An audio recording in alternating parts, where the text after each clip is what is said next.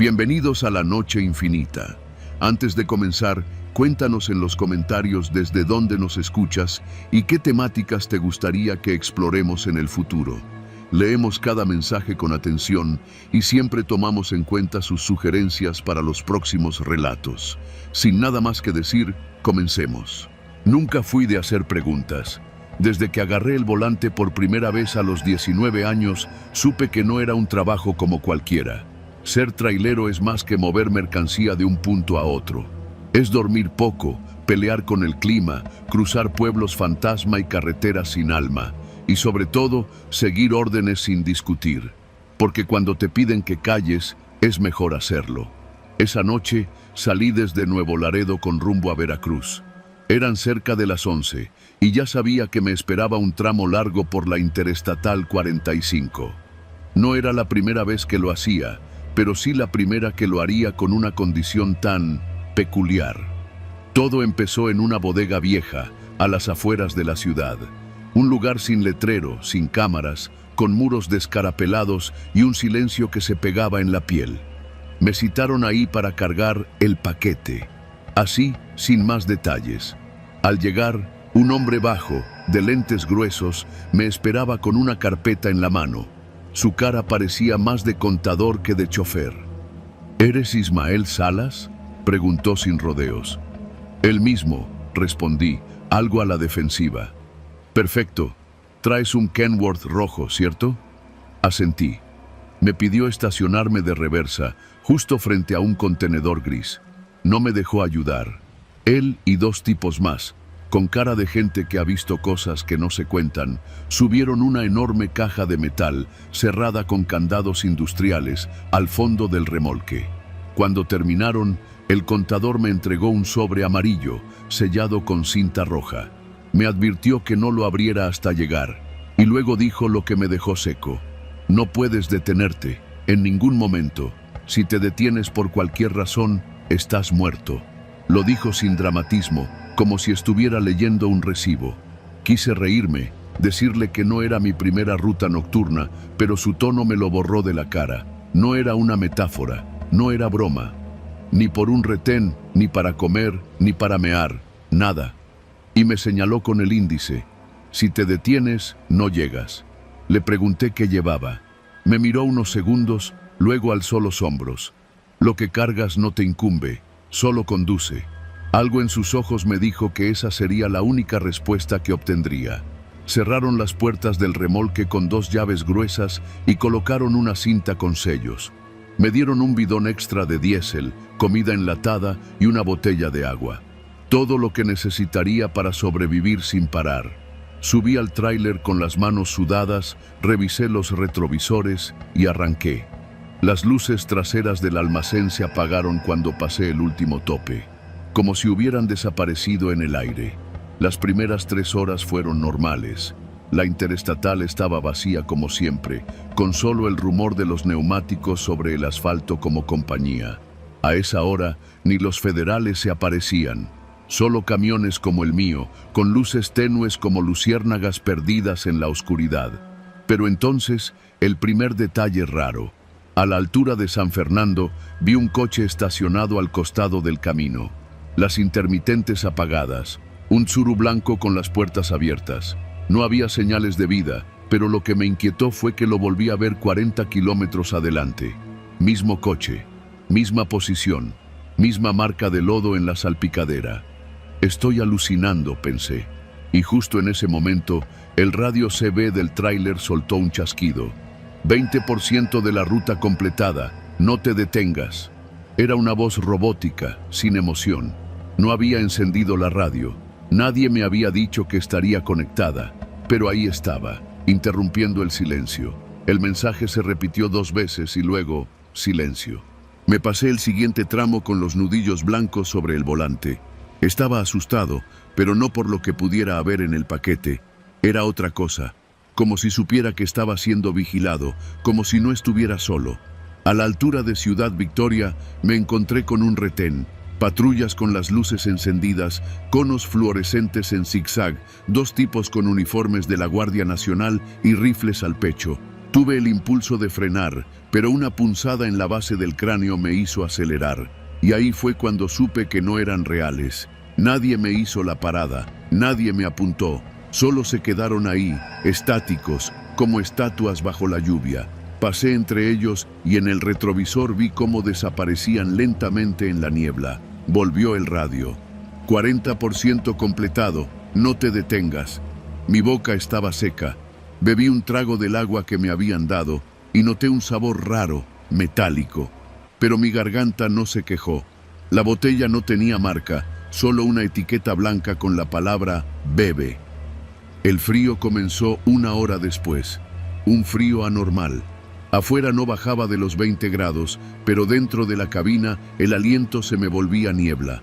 Puse la calefacción al máximo, pero el frío no venía del aire, venía del remolque. Como si la caja que llevaba comenzara a filtrar algo, una energía. Y entonces escuché los golpes, un toc toc toc en las paredes de la caja. Al principio débiles, luego más insistentes, como si algo o alguien golpeara desde adentro. Intenté razonar, pensé en animales vivos, en algún truco de esos que usan para mover migrantes, pero no había espacio. Lo que iba ahí no se movía como un humano. No sé cómo logré no frenar. Seguí. Los golpes aumentaron, el tráiler vibraba con cada uno y el radio volvió. 60% completado, ya casi. La voz esta vez tenía un ligero temblor, casi como si disfrutara del proceso. Lloré, no por cobardía, sino por impotencia, porque entendí que era una presa, que había aceptado un trato sin saber las reglas y que no importaba lo que cargara. Yo ya era parte del paquete. Pasando Tuxpan, el cielo se puso de un negro imposible, como si manejara dentro de un túnel sin fin. El GPS dejó de marcar. El velocímetro bajó a 0 aunque yo iba a 100. Las luces se volvieron tenues, como si las tragara el aire. En la carretera, figuras empezaron a aparecer. Gente, niños, ancianos, todos de pie, al borde del camino. Algunos levantaban la mano, otros solo me miraban. Nadie parpadeaba. Eran como sombras congeladas en el tiempo. Y cada kilómetro que pasaba, eran más. El radio. 80%. No frenes, no voltees. Mi cuerpo ya no me respondía bien. Tenía los brazos rígidos, los ojos secos, los labios partidos. Quise gritar, pero lo único que salió fue un susurro. ¿Qué soy ahora? Cuando crucé el kilómetro 500, la caja dejó de sonar. Un silencio sepulcral llenó la cabina. La carretera volvió a tener forma. El cielo clareó ligeramente. Y entonces, el radio sonó por última vez. 99%. En el siguiente desvío, detente. Frené al ver un letrero oxidado con letras apenas visibles. Propiedad privada. No entrar. Pero entré. Era un camino de terracería, con arbustos cerrándose a los lados. Al fondo, una bodega igual a la primera, pero en ruinas.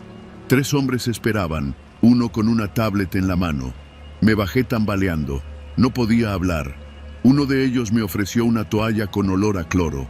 Otro revisó el sello del remolque. Perfecto. Sin abrir. Buen trabajo. Me dieron un sobre. Estaba lleno de billetes, pero no los toqué. ¿Qué era?, pregunté, la voz ronca. Cosas que tienen que moverse, y tú ya formas parte de eso. ¿Y si me hubiera detenido? El tipo sonrió. No estarías preguntando. Me dejaron ahí. Se llevaron el tráiler. Una camioneta negra me dejó en un Oxxo 3 horas después. Desde esa noche no volví a manejar, porque aunque no abrí la caja se abrió sola en mis sueños, y cada noche escucho los golpes.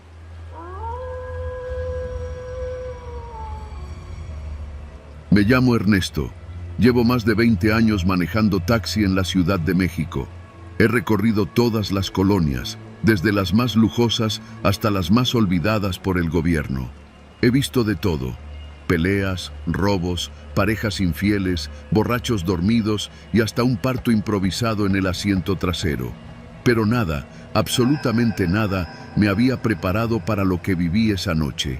Eran alrededor de las 11:20 de la noche, un miércoles. Había dejado a un cliente en Tlalpan y mientras pensaba si regresarme a casa o no, me entró una solicitud por la app. Un viaje desde la colonia Doctores hacia Iztapalapa. No estaba muy lejos, así que acepté. Recogí a 2 hombres en la esquina de Dr. Vertis y Dr. Balmis. Ambos tenían pinta de trabajadores, jeans, chamarras oscuras y mochilas. Uno de ellos era más alto y delgado, con una barba mal cuidada.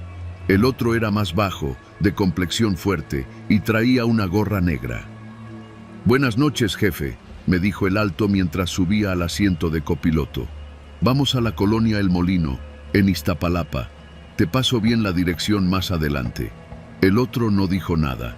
Se acomodó detrás de mí. Encendí la unidad y empecé a avanzar. Al principio todo parecía normal. Ponían atención a sus celulares, murmuraban cosas entre ellos, hablaban de fútbol. Pero conforme pasaban los minutos, la conversación comenzó a cambiar de tono. «¿Y entonces, si va a llegar hoy el paquete?», preguntó el de la gorra. «Eso me dijeron, que a eso de la 1. Que tengamos todo listo», respondió el otro. «¿Y si se pone al pedo? Pues pa' eso traemos la cinta, lo amarramos y ya. Luego vemos qué hacemos con él». Yo seguía manejando, fingiendo que no escuchaba, pero las palabras se me quedaron clavadas como clavos en la nuca. Cinta, amarrarlo, paquete. No era difícil armar el rompecabezas. Estaban planeando un secuestro, y yo, sin quererlo, estaba metido en medio. Tuve que pensar rápido. No podía actuar como si me hubiera dado cuenta. Empecé a manejar con más cuidado, tratando de recordar las calles. Buscaba una patrulla, algo, pero en esa parte de la ciudad, a esas horas, no hay nada. Solo calles oscuras, baches y puestos cerrados con cortinas grafiteadas. «¿A qué hora dijiste que llegaba?», volvió a preguntar el de atrás. «Ya te dije, como a la 1. Primero hay que asegurarnos que esté solo. Por eso vamos a llegar antes, para esperarlo». Sentí cómo se me entumía la espalda. Apretaba el volante con fuerza, y cada que pasábamos por una esquina bien iluminada, pensaba en aventarme hacia una estación de gasolina o una tienda abierta, pero ellos seguían atentos. Cualquier movimiento raro y me descubrirían. Entonces, el que iba en el asiento de copiloto sacó de su mochila un rollo de cinta gris industrial. Lo puso en sus piernas, sin esconderlo. «¿Y tú qué onda, jefe?», me preguntó de repente, sin mirarme. «¿Ya le diste la vuelta a toda la ciudad o qué?». «Más o menos», dije, tratando de sonar tranquilo. «Trabajo de noche, así que sí me ha tocado conocer todos los rincones». «¿Y nunca te ha tocado ver algo feo?». «Pues, uno que otro susto», respondí. Se rió, como si entendiera más de lo que decía. Luego se giró hacia el otro y le dijo: «Este vato va a jalar. Se ve tranquilo. No dice nada». El corazón se me fue al piso. «¿Qué?», preguntó el otro. «Sí, que nos puede echar la mano. Ya estamos aquí». «¿O qué, jefe? ¿Nos haces el paro o qué?». No supe qué decir. Solo me reí, una risa nerviosa que me salió más como un gemido. «No te pongas nervioso. Es una lanita extra. No hay que hacer nada feo, solo manejar. Te vamos a pagar bien». Y entonces lo soltó. «Vamos a levantar a un cabrón, nada más. Tú manejas, nos esperas y ya. No queremos matar a nadie, solo asustarlo, amarrarlo. Lo van a soltar después. Es de esos que se pasan de vivos, ya sabes». Sabía que estaba jodido. Si me negaba, me podían matar ahí mismo. Estaba en su terreno, en su mundo. Así que asentí con la cabeza, como si entendiera, como si fuera uno de ellos. «Pues yo nomás manejo», dije, evitando el contacto visual. El viaje siguió. Llegamos a la colonia El Molino, donde las calles son más estrechas y los postes apenas iluminan. La dirección era una privada sin salida, flanqueada por casas con rejas oxidadas y perros que ladraban como locos. Me pidieron que apagara las luces al entrar. «Aquí es. Ponte trucha», me dijo el de la gorra. «En cuanto lo subamos, tú avanzas. Si alguien te para, tú no sabes nada». Me estacioné frente a una casa de 2 pisos, con paredes despintadas y una reja blanca que apenas se sostenía. Ellos bajaron sin hacer ruido y se perdieron en la oscuridad. Cerraron las puertas del taxi sin hacerlas sonar.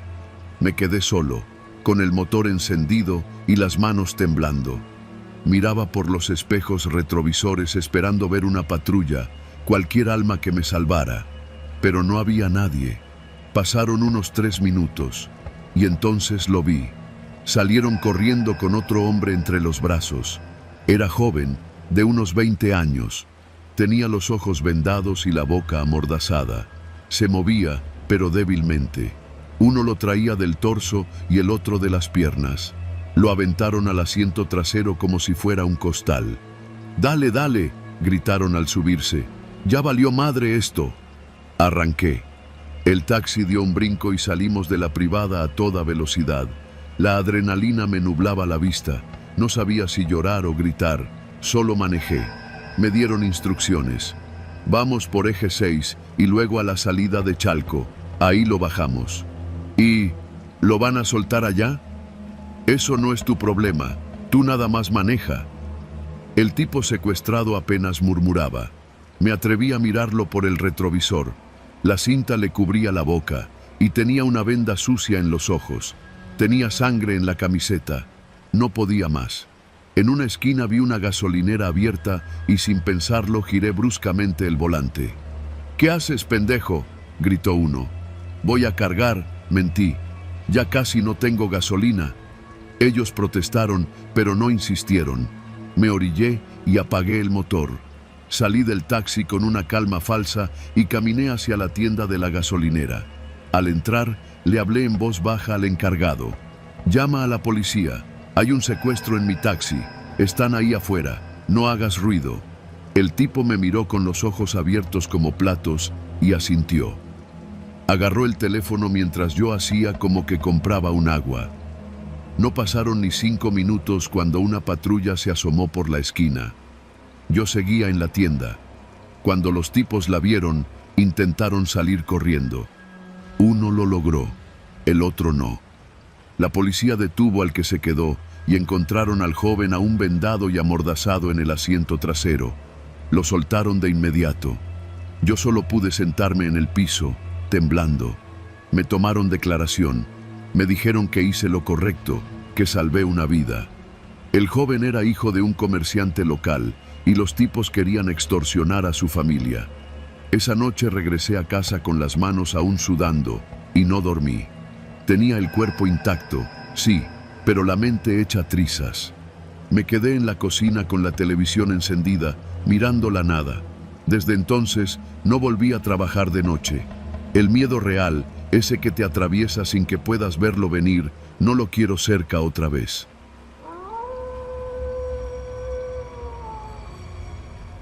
Hay noches en las que todo parece fluir sin problema, como si el destino se alineara contigo. Pero también hay noches donde una sola decisión cambia todo. Y una vez que empieza, no puedes detenerlo. Lo peor de todo es que ni siquiera lo ves venir. Esa noche estaba a punto de cerrar la aplicación. Ya había hecho más de 10 viajes, todos decentes, sin broncas. Había pasado por Polanco, luego por La Condesa, y ahora me encontraba en Mixcoac, justo frente a una farmacia de esas que nunca cierran. Faltaban 20 minutos para la medianoche y pensé, uno más, el último, el de la suerte. Sonó la notificación. Era un viaje desde una calle pequeña en San Pedro de los Pinos hasta Coyoacán. El pasajero se llamaba Andrés. Acepté. Me tocó dar vuelta en una calle medio oscura, de esas donde el alumbrado público ya se rindió, y estacionarme frente a un portón rojo. Toqué el claxon una vez, como suelo hacer cuando no veo a nadie afuera. Al momento salió un tipo de unos 40, bien vestido, barba recortada, con una mochila al hombro. Subió sin decir nada, solo un «buenas noches» seco, casi automático. Lo típico. Lo raro vino después. Mientras salíamos del callejón y me incorporaba al eje vial, rompió el silencio de golpe. «¿Siempre trabajas hasta tan tarde?». Respondí lo normal, que sí, que casi siempre porque es cuando hay más pedidos. No le di importancia, pero luego dijo algo que me hizo frenar, no el auto, sino el ritmo de mis pensamientos. Supongo que también te gusta hacerlo por tus hijos, ¿no? ¿Cómo se llaman?, dijo, como quien comenta el clima. Me reí, incómodo. ¿Perdón? Digo, debe ser difícil dejar tanto tiempo solos a Leo y a Emiliano, ¿no? En ese momento lo miré por el retrovisor. Sus ojos estaban clavados en la ventana, pero sonreía. No estaba bromeando. Nunca le mencioné a nadie en la aplicación que tenía hijos. No tengo sus nombres en redes sociales, no los comparto en mis historias, ni siquiera uso mi cuenta personal en el celular del trabajo. No había forma de que este cabrón supiera eso. ¿Nos conocemos?, pregunté, ahora más seco. No, claro que no, dijo, por fin volteando a verme. Pero no te preocupes, no tengo malas intenciones. Solo me gusta conocer a quienes me dan aventón, saber qué los mueve, qué los retiene. Silencio. Pensé en cancelar el viaje. Estábamos apenas cruzando Patriotismo, pero algo me decía que si lo hacía, si me detenía en seco, algo peor podría pasar. Este tipo tenía esa forma de hablar pausada, segura.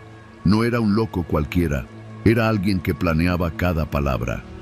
¿Tú qué haces?, le pregunté, tratando de sonar tranquilo, aunque por dentro ya estaba encendiendo todas las alarmas. Soy observador, eso hago, observar a la gente, aprender de ellos. Por ejemplo, tú, hizo una pausa larga. Tú siempre tomas esta misma ruta hacia el sur, aunque el GPS te diga lo contrario. Te gusta evitar revolución porque sabes que ahí es más fácil que te detenga una patrulla. ¿Me equivoco? No respondí, solo apreté el volante. ¿Y tus hijos? Leo va en primero de secundaria, ¿cierto? Está en la escuela técnica que está cerca del Metro Zapata. Emiliano todavía está en la primaria, ¿verdad? El plantel pequeño con la cancha techada, por División del Norte. No me preguntó, me lo afirmó. Lo dijo como quien recita una lista de compras. Yo ya no sabía si seguir conduciendo o salirme del maldito auto. ¿Qué chingados quieres?, le solté, ya sin rodeos. Él no se inmutó. Nada. Te dije que no tengo malas intenciones, solo quería verte de cerca, saber cómo piensas, cómo manejas el miedo. ¿Por qué me estás diciendo todo esto? Porque te he estado observando, desde hace semanas, no solo a ti, también a tus hijos, a tu esposa, a tus suegros que viven en Tláhuac. ¿Sabes lo fácil que es rastrear a alguien que comparte Wi-Fi con su teléfono sin darse cuenta? ¿O cuántas veces dejas el Bluetooth encendido? No tenía palabras, no había forma de que todo esto fuera real, y sin embargo, lo era. ¿Qué necesitas?, repetí. ¿Dinero? ¿Un favor? Rió suavemente, pero no fue una risa de burla, fue una risa triste. Te repito que no quiero nada, solo quiero que sepas lo fácil que es que alguien entre en tu vida sin que te des cuenta. Hoy fui yo, mañana puede ser alguien peor. No se trata de ti, se trata de todos. ¿Sabes cuántas veces tus hijos se conectan al Wi-Fi de una tienda sin fijarse si es verdadera? ¿Cuántas veces tú aceptas cookies en una página sin leer nada? Cada dato que sueltas, alguien lo recoge. ¿Y tú qué ganas con esto? Su respuesta fue inmediata. Control, porque la gente que tiene miedo es más fácil de manejar. Llegamos a Coyoacán. Me indicó una calle estrecha, llena de árboles y casas viejas. Se bajó sin decir nada más, y al cerrar la puerta, me dejó una tarjeta en el asiento trasero, blanca, sin más que un símbolo impreso, un ojo negro, abierto, con una pequeña línea de código QR debajo. Arranqué el coche, temblando como no me había temblado el cuerpo en toda mi vida. No por lo que me dijo, sino porque sabía que era cierto, que alguien así puede estar a tu lado en cualquier momento. En una fila del banco, en un restaurante, en el asiento trasero de tu coche. Ese fue el último viaje que hice con la aplicación. Y desde esa noche, todas las mañanas, antes de que mis hijos salgan a la escuela, les reviso el celular. Les enseño a cerrar sesiones, a borrar contraseñas, a desconectarse del Wi-Fi de tiendas. No por paranoia, por instinto. Nunca escaneé el código de la tarjeta. Nunca quise saber más, porque ya sabía suficiente.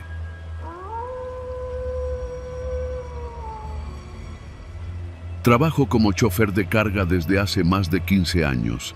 He transportado de todo: abarrotes, cemento, garrafones, incluso ataúdes vacíos. Nada me sorprendía ya. Pero lo que me pasó hace unos meses, no lo voy a olvidar mientras viva. Me llamo Jaime y trabajo para una empresa de transporte mediana en Querétaro. No es una gran compañía, pero tiene contratos con ranchos, empacadoras, hasta maquilas clandestinas que se hacen de la vista gorda. Las cosas se mueven rápido, se paga en efectivo y nadie hace preguntas. Así ha sido siempre. Yo tampoco hacía preguntas hasta que me vi con las manos llenas de sangre. Todo comenzó un lunes. Me llamaron por la noche para una carga urgente. Nada raro. La disquera estaba vacía esa semana, así que acepté sin pensar. La dirección era un rancho en las afueras de San Juan del Río, entre caminos de terracería. Llegué al punto a eso de las 10:30 de la noche. La luna apenas se asomaba y el polvo del camino hacía imposible ver más allá de los faros. Al llegar, había un hombre esperándome. No se presentó, solo me dijo: «Súbete a la caja, ya están los costales listos. Cuidado con cómo los acomodas». Los vi. Eran más de 30 costales de yute, cerrados con cuerda de plástico, grandes, pesados, y todos goteaban. «¿Qué traen?», pregunté. «Carne para composta, sobras de rastro, no abras nada», dijo tajante. No era la primera vez que cargaba desperdicios cárnicos. El olor era familiar: sangre seca, grasa, un tufo a descomposición suave pero latente. Pero estos costales eran distintos. No solo por el peso, era la forma. Algunos estaban hinchados, como si lo que había dentro tratara de salir. Otros tenían marcas, líneas curvas, como si algo con forma humana hubiera sido enrollado. Quise decir algo, exigir papeles de carga, pero el tipo me puso 10,000 pesos en la mano. «La mitad ahorita, la otra cuando entregues, y no me preguntes ni a dónde va ni qué es, solo maneja». Tragué saliva. En este trabajo, a veces lo mejor es no ver. Y ese fue mi error. La dirección de entrega era en Ixtlahuaca, Estado de México. Me tomaría poco más de 3 horas. Salí del rancho con la caja del camión cerrada, la lona ajustada y un silencio incómodo que me acompañó todo el camino. Puse música para distraerme, pero nada ayudaba. Cada bache, cada curva, los costales se movían y se escuchaba un sonido húmedo, como si lo que llevaban dentro todavía respirara. En la caseta de palmillas noté que uno de los costales había sangrado tanto que el líquido salía por la compuerta. Me bajé con una lámpara y revisé. El goteo era constante. La sangre, porque eso era, bajaba en líneas delgadas por la plataforma, formando pequeños charcos negros en el asfalto. Saqué unos trapos para limpiar y cubrir con cartón, nervioso de que alguien me viera.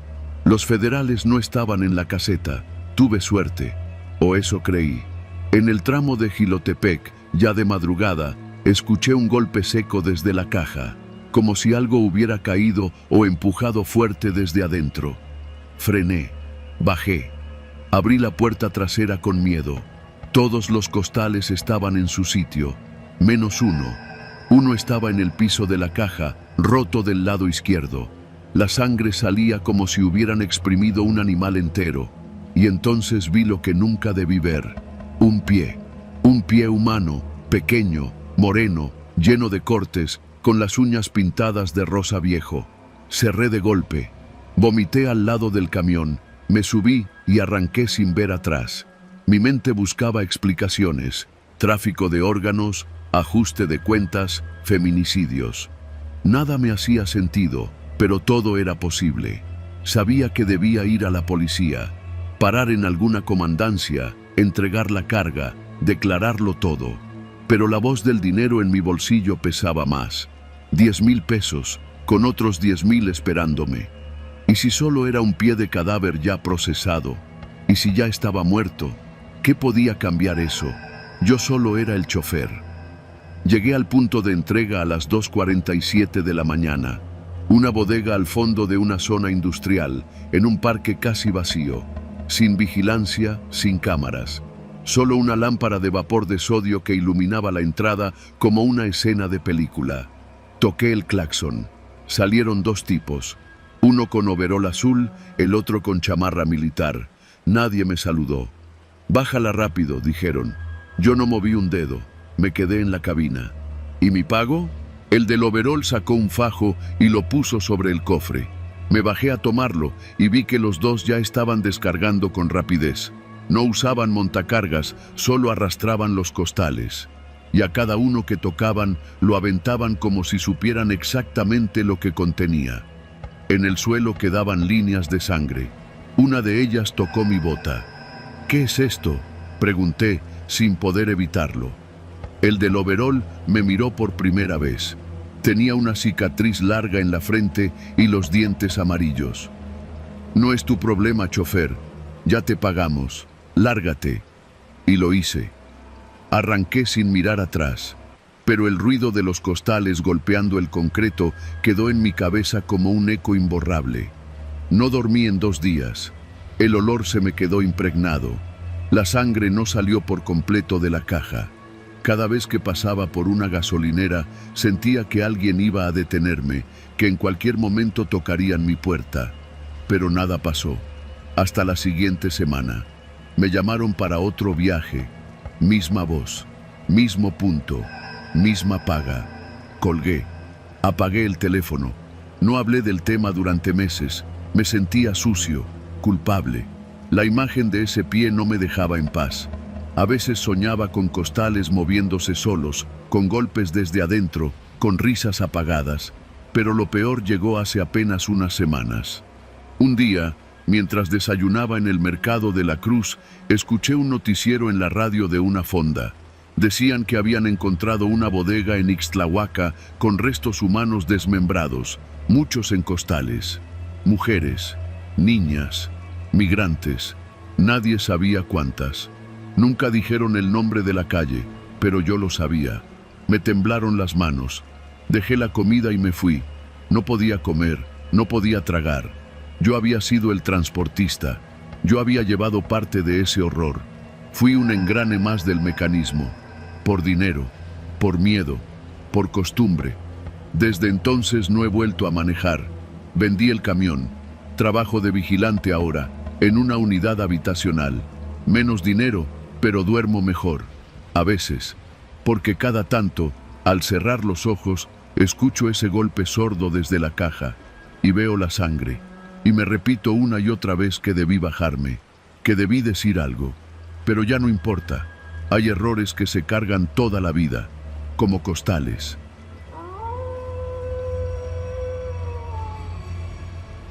Soy chofer de Uber desde hace casi 2 años. Manejo en la Ciudad de México, sobre todo en las noches, porque el tráfico baja, las tarifas suben y la ciudad se transforma. Hay algo en la oscuridad de estas calles que hace que la gente se suelte más o se encierre por completo. Me ha tocado de todo, parejas discutiendo, tipos borrachos vomitando en mi coche, hasta un güey que se subió con una pistola colgando del cinturón. Pero nada, absolutamente nada, se compara con lo que me pasó aquella noche de martes. Eran cerca de las 11:30. Ya pensaba en apagar la aplicación, irme a casa, darme un baño caliente y dormir. Estaba estacionado sobre División del Norte, cerca del Metro Zapata, esperando una última solicitud. Fue entonces cuando entró la notificación. Pasajera en Coyoacán, destino, Tláhuac. El viaje prometía buena paga. Acepté sin pensarlo. Cuando llegué al punto de recogida, una esquina oscura frente a una farmacia cerrada, ella ya estaba ahí. Una mujer joven, no más de 30 años, cabello suelto, largo, vestido negro. Llevaba una pequeña mochila colgada del hombro. Lo que me extrañó de inmediato fue que estaba llorando. No un llanto escandaloso, más bien un sollozo constante, como si ya llevara horas así. Subió sin decir palabra, solo asintió cuando confirmé su nombre. Claudia, ¿verdad? Sí, dijo con voz quebrada. Arrancamos. Al principio no quise meterme. Cada quien carga sus batallas, y si algo aprendí en este trabajo es que no todos quieren hablar. Pero después de 15 minutos en los que no dejó de llorar, me animé a preguntarle si estaba bien. ¿Necesitas algo? ¿Quieres que paremos? Le ofrecí. Negó con la cabeza. Su llanto era bajito, constante. Parecía que no podía respirar bien. Le ofrecí una botella de agua que siempre llevo en el asiento trasero, pero ni siquiera me la aceptó. La ignoró. No sé por qué, pero su llanto me ponía nervioso. No parecía triste, parecía asustada. Las calles estaban más vacías de lo usual. Tomamos Río Churubusco, luego Eje 3. Faltaban como 30 minutos para llegar a Tláhuac. Yo intentaba concentrarme en el camino, pero el sonido del llanto me taladraba la cabeza. Fue entonces que noté las luces detrás. Primero creí que era una patrulla, luces altas, directas al retrovisor, pero al cambiar de carril, se mantuvieron detrás. Entonces bajé un poco la velocidad, esperando que me rebasaran. No lo hicieron. Eché un vistazo por el retrovisor. Eran 2 motos, una a cada lado del coche, siguiéndome a ritmo. El tipo de la derecha traía casco cerrado, el de la izquierda tenía la visera abierta. Su mirada me atravesó directo, fría, intensa. ¿Conoces a esos tipos?, le pregunté a Claudia. Ella solo apretó más la mochila contra su pecho. No respondió, pero sus sollozos se intensificaron. Ahora temblaba. No lloraba por tristeza, era terror puro. Claudia, necesito que me digas si esos tipos te están siguiendo, insistí. No lo sé, balbuceó. Yo no hice nada. Fue en ese momento que me di cuenta de que algo estaba muy mal. Intenté acelerar, pero los tipos en las motos también lo hicieron. Uno se acercó al espejo derecho y dio un golpe seco al cristal. Casi pierdo el control del coche. Claudia gritó, se encogió en el asiento. Yo ya tenía el corazón latiéndome en los oídos. ¡Agáchate!, le grité mientras giraba a la izquierda sin poner direccional. Tomé una calle secundaria. Mala idea. Oscura, llena de baches y sin salida clara. Las motos seguían tras nosotros. Empezaron a rebasarme, a cerrarme el paso. Uno se puso justo enfrente y sacó algo del cinturón. No vi bien qué era, pero el reflejo metálico me hizo reaccionar. Di un volantazo a la derecha y me metí en una calle estrecha. Casi me llevo un poste. Claudia gritó de nuevo, ahora sí a todo pulmón. Su llanto ya era un alarido. Yo solo pensaba en salir de ahí, en llegar a una avenida iluminada, a un lugar con gente. ¿Quiénes son, Claudia? ¿Qué te hiciste?, le grité, perdiendo el control. No hice nada, lo juro, gritaba entre sollozos. Solo traigo esto. Y entonces abrió la mochila. En su interior había un fajo de billetes, varios. No los conté, pero eran muchos. Y abajo, envuelto en una bufanda, un teléfono. ¿Qué es eso?, pregunté, con la mirada dividida entre el camino y su mochila. Se lo quité a uno de ellos. Estaba en la barra. Lo vi golpeando a una chava. Traté de ayudarla. Me siguieron. Lo entendí todo. Claudia había presenciado algo que no debía. Tal vez grabó, tal vez robó el teléfono por instinto, por ayudar, y ahora la querían silenciar. El llanto constante, la paranoia, todo encajaba. Las motos no nos perdieron. Tomé circuito interior y luego la salida a Ermita. Intenté despistarlos entre tráfico, aunque ya casi no había autos. El de la visera abierta me apuntó con algo de nuevo. No supe si era un arma o una linterna, pero aceleré. ¡Lánzalo!, le grité. ¡Tira el teléfono! Claudia dudó. Lo abrazó contra el pecho, como si fuera lo único que le quedaba en el mundo. Pero cuando uno de los tipos sacó un tubo y golpeó la parte trasera del coche, finalmente lo tiró por la ventana. Las motos frenaron. Uno de ellos se detuvo en seco y se bajó para buscar entre el pavimento. El otro me siguió un par de cuadras más, pero luego desapareció. Seguí manejando sin rumbo hasta que llegamos a una estación de policía cerca del metro Nopalera. Claudia estaba en shock. Yo no podía hablar. Me temblaban las manos. Entramos. Les contamos todo, o al menos lo que sabíamos. Claudia entregó lo que quedaba de dinero. El oficial que nos atendió no parecía sorprendido. Solo dijo, pasan muchas cosas por esas zonas, mejor no se metan. Nunca supe qué había en ese teléfono. Nunca supe si agarraron a los tipos en moto. Lo que sí supe es que dejé de manejar de noche. A veces el peligro no está en fantasmas ni demonios. Está en lo que la gente lleva en sus mochilas, en lo que vio, en lo que calla. Y esa noche aprendí que ser buen samaritano en esta ciudad te puede costar la vida. O al menos que te persigan hasta que tires por la ventana la verdad.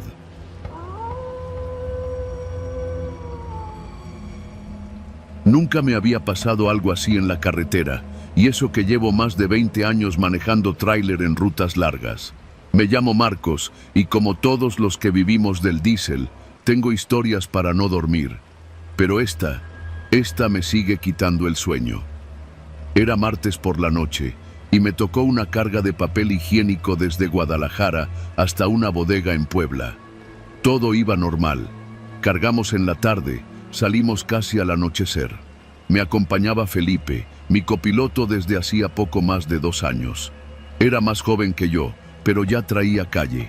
Sabía dormir con el camión en movimiento, sabía leer los mapas cuando el GPS fallaba, sabía callar cuando había que concentrarse. A veces hablábamos por horas, otras pasábamos tramos enteros sin decir ni una palabra. Esa noche habíamos hecho buen tiempo. Íbamos por la carretera federal 134, a la altura del tramo entre Izúcar de Matamoros y la desviación a Tepeojuma, zona conocida por los baches, por los topes sin aviso y por ser peligrosa para los tráileres. Nada nuevo. Paramos en una gasolinera cerca de un Oxxo, ni idea del nombre, solo recuerdo que tenía una virgen pintada en una barda, para echar café y estirar las piernas. Estaba oscuro, y el viento soplaba raro, como en esos días que parece que el monte respira. Subimos de nuevo. Le dije a Felipe que yo manejaba otro rato. Él se recostó en su asiento, abrochó el cinturón y bajó la visera. Ni 5 minutos después, ya estaba dormido. Lo último que recuerdo antes de todo fue que prendí el estéreo con música bajita. Algo de los Bukis. Después todo se vuelve borroso. Desperté de golpe. El motor seguía encendido, el volante entre mis manos, el camión quieto. Habíamos quedado estacionados a un lado de la carretera, sin luces, sin emergencia activada, sin música, como si alguien hubiera apagado todo sin tocar nada. Miré alrededor y no reconocí el tramo. No había gasolineras, ni señal de celular, ni ningún vehículo a la vista. Solo monte, oscuridad. Y ese silencio, el de la carretera cuando algo no cuadra. ¿Felipe? Llamé en voz baja, casi como si temiera despertar algo más que a él. Volteé al asiento del copiloto. Estaba vacío. Me costó unos segundos entender lo que veía. No estaba ahí, pero tampoco había señales de que se hubiera bajado. El cinturón seguía abrochado, como si su cuerpo simplemente se hubiera desvanecido. Revisé la puerta. Cerrada, con seguro, igual la mía, todos los seguros puestos. Nadie pudo abrir desde afuera, nadie se pudo bajar sin dejar rastro. Encendí la luz interior, nada, ni su mochila, ni su termo, ni su gorra, solo su chaqueta doblada sobre el respaldo. Me bajé de inmediato, gritando su nombre como loco. Revisé los alrededores con la linterna, pasto seco, arbustos, pedazos de llanta vieja en la cuneta. Nada más. Di la vuelta completa al tráiler. Abrí la caja por si acaso. Todo en orden. Pallets en su sitio. Todo amarrado. Cerré de golpe, ya con la garganta seca. Me metí de nuevo a la cabina y empecé a pensar. ¿Había tenido un sueño? ¿Me dormí y él bajó por alguna emergencia? Number. No cuadraba. Lo habría escuchado. Y aunque no lo hubiera hecho, la puerta seguía cerrada desde adentro. Saqué el teléfono. Sin señal. Era lógico, estábamos entre cerros. Pero aún así, intenté marcar al menos 5 veces. Nada. Me quedé sentado un rato, escuchando el motor, mirando la carretera vacía. Pensé en prender las luces altas, pero algo me detenía, como si no quisiera ver qué había allá afuera. Pasaron tal vez 10 minutos, tal vez 20. Entonces vi algo. Una luz, lejana, tenue, como de una linterna o de un celular. Venía caminando desde el monte, directo hacia la carretera. Pensé, es él, seguro se bajó al baño o algo. Pero no, no caminaba como Felipe. Esa figura era más baja, como un niño o un adulto encorvado. Se movía lento, con pasos raros, como si los pies le pesaran más de lo normal. Y la luz no era blanca, era azulosa, fría. Apagué el motor de inmediato, bajé el seguro y me agaché en el asiento, como si eso me protegiera. No sé por qué, pero me llené de una sensación de alerta. Puro instinto. La figura llegó a la orilla del camino, se detuvo ahí, no cruzó, no se acercó al tráiler, solo se quedó quieta, mirando, y entonces la luz se apagó. No hice nada, no moví un solo músculo, esperé. 1, 2, 3 minutos. Cuando por fin me atreví a mirar de nuevo, ya no estaba. Lo siguiente que hice fue encender el motor de nuevo, girar el volante y seguir derecho. No sabía hacia dónde iba exactamente, solo sabía que no podía quedarme ahí. Manejar fue difícil, sentía las manos torpes, la cabeza pesada, como si apenas estuviera despertando de una anestesia. Por el retrovisor, el monte se abría y cerraba como una boca sin fondo.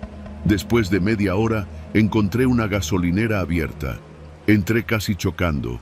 Me bajé directo a la tienda, con la cara blanca. La encargada me vio raro. ¿Está bien, señor? Perdí a mi copiloto, le dije sin pensar. Estaba conmigo, y ya no está. Desapareció. ¿Se bajaron en algún punto? No, nunca nos detuvimos. Ella me miró y luego se fue por un vaso de agua. Tómelo con calma. A veces pasa, dijo con voz suave. Por aquí han pasado cosas. Me quedé helado. ¿Cómo qué cosas? Ella solo negó con la cabeza. No es el primero que llega diciendo lo mismo. Y todos dicen que fue por el kilómetro 142. Ese tramo no está bien. Ya lo han dicho los locales. Dicen que la tierra ahí no es firme, que hay algo bajo el monte. Intenté discutir, pero no pude. Al final llamé a la policía. Hicieron una búsqueda en la zona. Ni rastro de Felipe. Su familia vino desde Toluca. Se quedaron semanas preguntando, pegando carteles, exigiendo cámaras.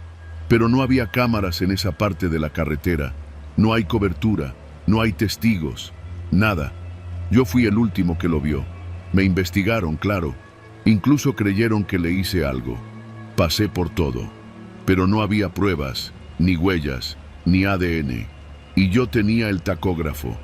La bitácora decía que el camión nunca se detuvo más que una vez, en la gasolinera donde tomamos café. Ahora manejo solo. Nadie quiere ser mi copiloto.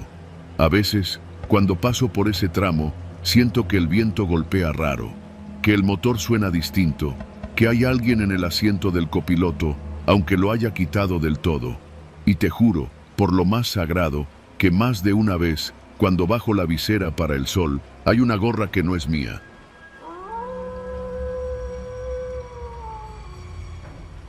Siempre supe que manejar un microbús por la Ciudad de México era un trabajo que traía sus riesgos. Entre baches, pasaje borracho, asaltantes y los policías mordelones, uno terminaba por hacerse de cuero duro. Pero lo que me pasó aquella noche no se compara con nada. Si te lo cuento es porque todavía lo estoy digiriendo, como si hubiera tragado una piedra y se me hubiera quedado atravesada en la garganta. Me llamo Felipe. Llevo más de 20 años manejando la ruta que va de Xochimilco a La Viga, pasando por Tlalpan, Portales y acabando cerca del mercado de pescados. Un trayecto largo, lleno de paradas, lleno de vida y también, a veces, de muerte. Aquel día fue largo. El calor se sintió desde temprano, pegajoso, con ese sol que no calienta sino que abrasa. El pasaje estaba de mal humor y para colmo me tocó un operativo en Taxqueña que me retrasó como 40 minutos. Los malditos oficiales revisando papeles y exigiendo mordida porque, según ellos, traía el seguro vencido, cuando lo acababa de pagar hacía una semana. Ese día decidí hacer una última vuelta de noche, lo cual no es lo común. Suelo terminar alrededor de las 8, pero eran casi las 10:30 cuando salí de regreso desde la viga. Pensé, una vuelta más y me cae para los tacos. Subieron pocos. Una señora con bolsas de mandado, un chavo con audífonos, una pareja discutiendo en voz baja, y un tipo solo, alto, moreno, con camisa blanca, pantalón de mezclilla y una chamarra negra medio vieja.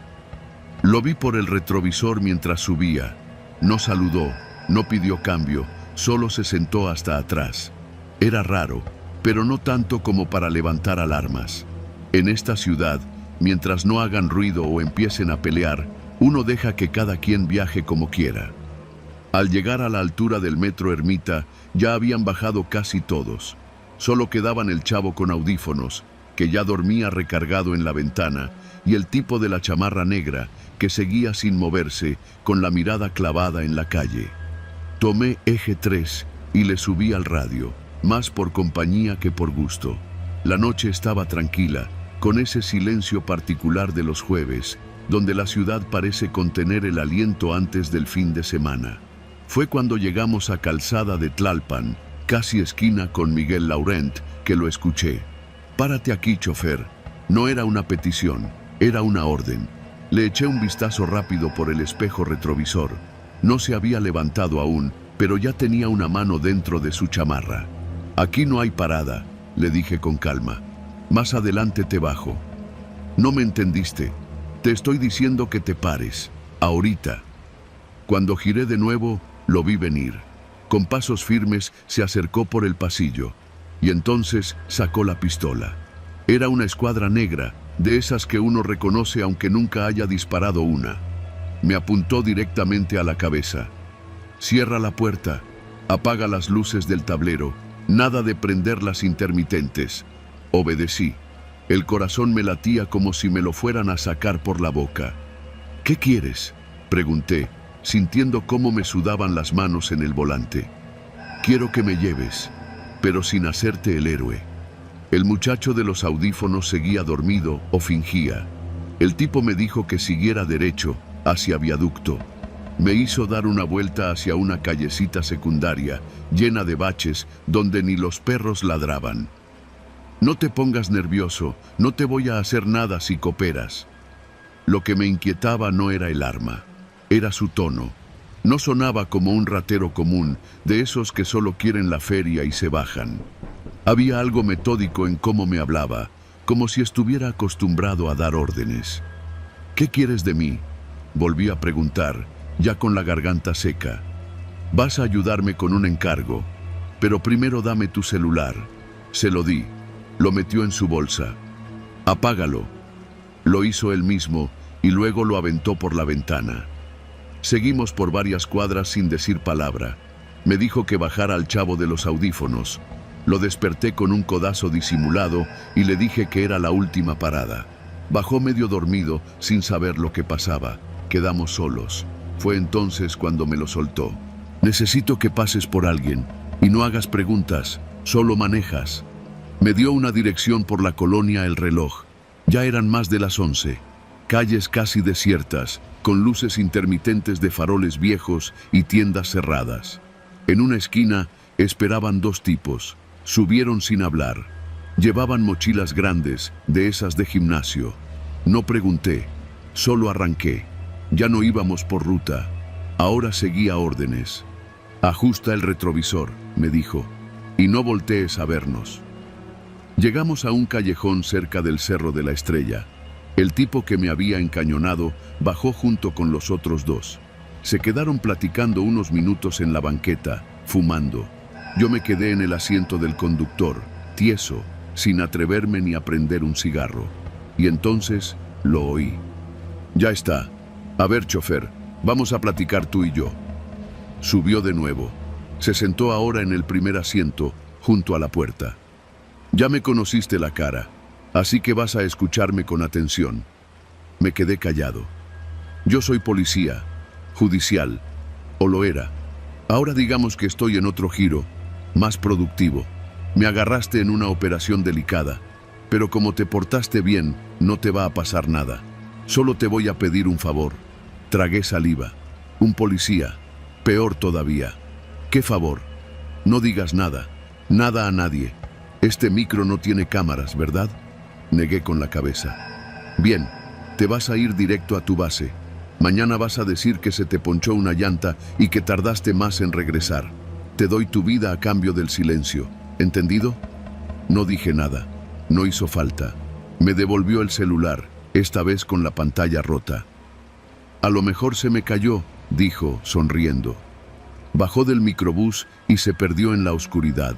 Me quedé ahí un rato, sin moverme. Cuando finalmente arranqué, sentí las piernas como de trapo. Llegué a la base, estacioné y me senté en la banqueta, sin poder parar de temblar. Al día siguiente, alguien me comentó que en la zona de Culhuacán había habido un operativo federal, pero que se habían escapado varios sujetos armados. Uno de ellos, decían, era un exagente que operaba como protector de narcomenudistas. Lo reconocí por la descripción. No dije nada. Desde entonces ya no manejo en la noche.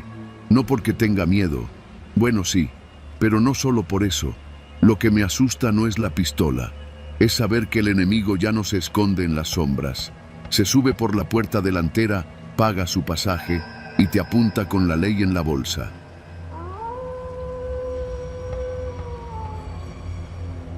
No sé en qué momento perdí el instinto.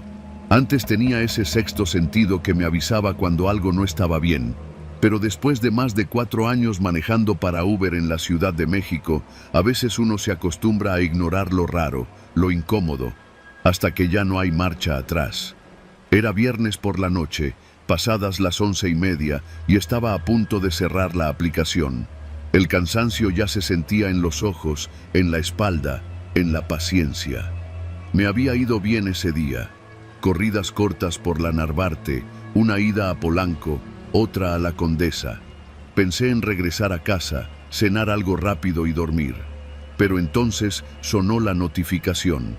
Usuario, Mario, pide viaje desde Iztacalco hasta la colonia Anáhuac, cerca de Marina Nacional. Buena tarifa. Al principio dudé. Esa zona de salida ya estaba medio sola a esa hora, pero la ruta estaba despejada y el destino no era peligroso. Acepté. Me dirigí al punto de recogida, una calle sin salida cerca del viaducto, con casas de 2 pisos, rejas oxidadas y algunos perros callejeros merodeando. Lo primero que me pareció raro fue que el pasajero ya estaba ahí, parado junto a un poste, sin moverse. No como la mayoría, que esperan revisando el celular. Él solo miraba fijamente hacia la calle, con una bolsa negra grande a su lado. ¿Mario?, pregunté al bajar la ventana. Sí. ¿Eres Jorge?, respondió sin mirar el teléfono. Asentí. Tomó la bolsa y se subió al asiento trasero. La bolsa cayó pesadamente sobre el piso del auto. Era más grande de lo que parecía, como de esas donde metes herramientas o cosas para mudanza. Vamos a hacer unas paradas antes de llegar, ¿te parece? Me incomodó, pero la app mostraba el destino fijo y no decía que fueran múltiples paradas. ¿Están cerca? Sí, son casas de amigos. Solo recoger unas cosas. No me dio opción. Ya estaba adentro, ya había aceptado. Puse el carro en marcha. Primera parada, La Viga.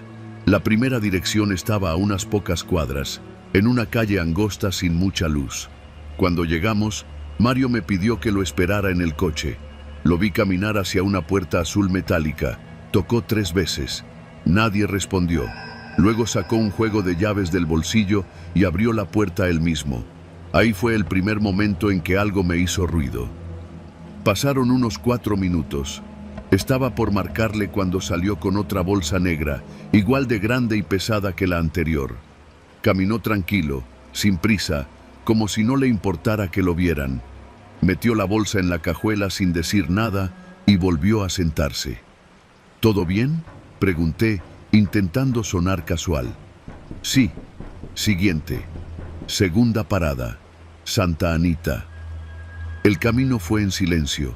Apenas hablaba. No ponía música, no contestaba mensajes. Yo tampoco. Cuando llegamos a la segunda casa, hizo lo mismo. Tocó. Nadie contestó. Entró con sus propias llaves. Esta vez tardó más, como unos 10 minutos. Empecé a sentir un sudor frío en la nuca. El retrovisor me mostraba las bolsas en la cajuela apenas iluminadas por los faros traseros de otro coche que pasaba. Volvió a salir con una tercera bolsa. Cuando la metió, no pude evitar notar que una esquina de la bolsa tenía una mancha oscura. No pregunté, no quería saber. Se subió, cerró la puerta sin mirarme y solo dijo: «Una más». Tercera parada, San Pedro de los Pinos. La última parada fue en una privada cerrada. Solo se podía entrar con tarjeta o si te abrían desde adentro. Pero el portón se abrió automáticamente cuando llegamos. No había vigilante. Mario bajó sin decir nada. Esta vez me fijé bien. No traía llaves en la mano, solo entró. Pasaron más de 15 minutos. Pensé en irme, en dejarlo ahí, pero no podía moverme. Algo me mantenía ahí pegado al asiento, como si el coche no fuera mío, como si la ciudad entera hubiera detenido el aliento. Cuando regresó, lo hizo jadeando. La bolsa de esta vez no estaba bien cerrada. Una de las asas estaba rota y el contenido, lo juro, parecía una extremidad, como un brazo cubierto con una tela gruesa. Lo metió con fuerza en la cajuela. Sin cuidado, se subió al coche. Y entonces sí me miró por primera vez. Sus ojos no tenían nada, ni miedo, ni prisa, solo una calma inquietante. «Ya podemos ir al destino final». No respondí. Puse en marcha el coche. Mis manos temblaban apenas, pero no podía dejarlo notar. Respiré por la boca, despacio. Me repetía que yo solo era el chofer, solo un trabajo más. Destino final, Colonia Anáhuac. Al llegar, me pidió que diera vuelta por una calle lateral, frente a unos departamentos viejos con rejas blancas y grafitis. Había un terreno baldío al lado, de esos llenos de cascajo y bolsas de basura. «Detente aquí», dijo con tono tranquilo. «Ayúdame a bajar las bolsas». «¿Qué traes ahí?», pregunté. No pude contenerme. Me miró, largo, sin expresión. Basura, ropa vieja, cosas que ya no sirven. Me bajé. No podía dejar que abriera solo la cajuela. No sabía si tenía armas, si me iba a hacer algo por mirar de más. Con cada bolsa que bajamos, sentí cómo mi estómago se encogía. Eran pesadas, demasiado, y todas olían igual, una mezcla de cloro, humedad y algo más metálico. Mario las arrastró hacia el baldío y las metió entre los escombros. Nadie en la calle, nadie mirando, solo nosotros. El mundo entero parecía haber desaparecido. Regresamos al coche. Me subí primero. Él entró después, respirando agitado. «Gracias. Te transferí un buen bono por el tiempo extra». Vi mi celular. Era cierto. Me había dado más de 1000 pesos de propina. «¿Ya terminamos?», pregunté, con la voz seca. «Sí, ya puedes irte». No se bajó. Me miró de nuevo. «¿Puedes borrar este viaje del historial? Si no sabes cómo, no importa. Solo no hables de esto con nadie, ni con la aplicación, ni con tu familia, ni con nadie». Me quedé congelado. «¿Está bien?», asentí. Se bajó. Caminó despacio hacia los edificios. Lo vi desaparecer entre las sombras del acceso. Puse el coche en marcha. Manejé sin pensar. No fui directo a casa. Di vueltas sin sentido por más de 1 hora. Me detuve en una gasolinera por Coyoacán. Me lavé la cara en el baño. Me miré en el espejo. No me reconocí. Cuando abrí de nuevo la aplicación, el viaje no estaba registrado, como si nunca hubiera existido, pero la propina sí, depositada, clara, con el nombre Anónimo. Intenté reportarlo, pero la aplicación se cerraba sola cada vez que lo hacía. Al final, no lo hice. Esa noche no dormí. Cada crujido en mi departamento me hacía imaginar el sonido de esas bolsas. Cada sombra en la calle me recordaba sus ojos. Han pasado 2 semanas. A veces aún siento ese olor cuando subo al coche. Aunque ya limpié todo, el asiento trasero todavía tiene una mancha, una que no sale con nada. Y cada vez que abro la cajuela, me aseguro de que esté vacía. No pienso volver a manejar de noche.